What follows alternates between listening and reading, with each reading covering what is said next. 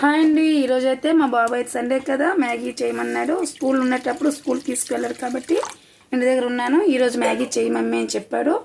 ఇదైతే different Maggi వచ్చింది. ఇది అయితే చేయి మమ్మీ అని చెప్పాడు. సరేలే సండే కదా అని నేను చేస్తాను ఒప్పుకున్నాను. వాటర్ అయితే హీట్ ఎక్కింది కదా, ఇప్పుడు మ్యాగీ వేసుకోవాలి. ఇదిగో అండి, సేమ్ మా మామూలు మ్యాగీలాగా ఉంది, కాకపోతే కొంచెం మోటాగా ఉంది. ఇదిగో అండి ఈ మ్యాగీలో ఇగో ఇప్పుడైతే వాటర్లో మంచిగా ఉడికించుకోవాలి.